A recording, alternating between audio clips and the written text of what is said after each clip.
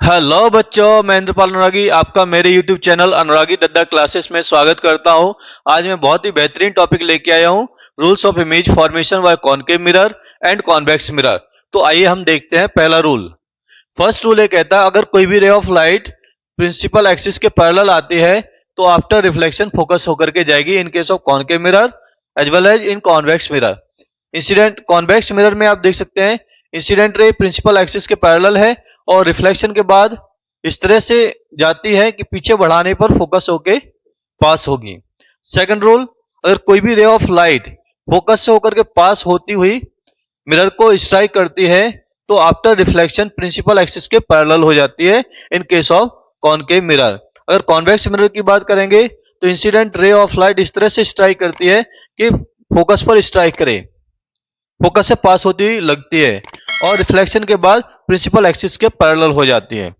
Rule number 3, अगर कोई भी ray of light centre of curvature से होकर के मिरर पर इंसिडेंट करती है तो आफ्टर रिफ्लेक्शन सेम पाथ पर चली जाती है इन केस ऑफ कॉनकेव मिरर। और कॉन्वेक्स मिरर की अगर बात करेंगे तो यहां पर भी वही रूल है, कोई भी रे ऑफ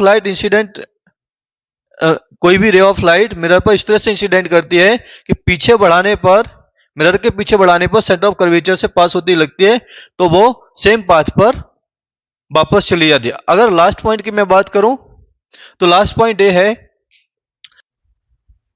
अगर कोई भी रे ऑफ लाइट पोल पर इस तरह से इंसिडेंट करती है कि आई एंगल बनाती है तो आफ्टर रिफ्लेक्शन आर एंगल से जाएगी और इस केस में भी एंगल आर और एंगल आई बराबर होंगे। फॉर्मेशन वाय कॉनकेव मिरर, इसमें केवल दो केसेस हैं, जब ऑब्जेक्ट को हम इनफाइनाइट पर रखते हैं और जब ऑब्जेक्ट को मिरर के पास रखते हैं। तो पहला केस है, अगर मैं ऑब्जेक्ट को इनफाइनाइट पर रखता हूं तो ऑब्जेक्ट इनफाइनाइट से आने वाली रेज ऑफ लाइट हमेशा प्रिंसिपल एक्सिस के पैरेलल होगी। ये बीच में आप देख रहे हैं प्रिंसिपल एक्सिस है, तो प्रिंसिपल एक्सिस के पैरेलल आएगी और इस तरह से कॉन्वेक्स मिरर को स्ट्राइक करेंगी कि आफ्टर रिफ्लेक्शन सभी की सभी रेज एफ पर फोकस करती हुई दिखाई देनी चाहिए।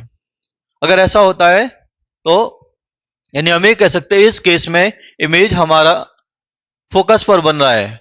किस तरह का बनेगा? डॉट फॉर्म में बनेगा। रियल तो बन नहीं सकता क्योंकि एक्चुअल में मिल नहीं रही है, तो वर्चुअल बनेगा। तो इमेज हमारा रियल बनेगा और डॉट साइज में बनेगा, बिहाइंड ऑफ द मिरर बनेगा और फोकस पर बनेगा। अगर मैं सेकंड केस की बात करूंगा तो सेकंड केस में ऑब्जेक्ट ए बी को मैंने मिरर के पास रखा हुआ है, कॉन्वेक्स मिरर के पास, और इस पोजीशन में एक रे तो आएगी प्रिंसिपल एक्सिस के पैरेलल और इस तरह से रिफ्लेक्ट होती है,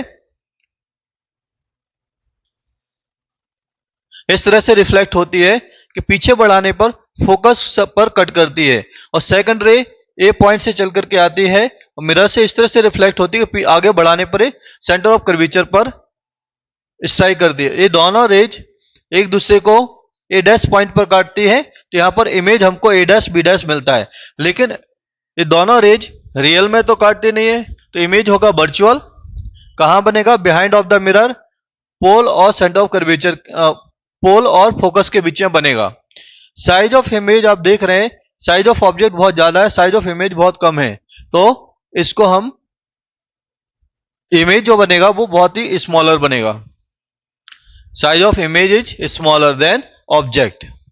ओके, और एक खास बात और, ऑब्जेक्ट सीधा रखा हुआ तो इमेज भी हमें सीधा मिलता है, तो इमेज यहां पर इरेक्ट बनती है। ठीक है, इरेक्ट बनती है।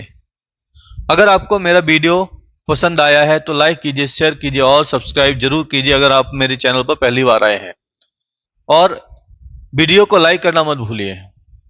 वीडियो को लास्ट तक देखने के लिए धन्यवाद।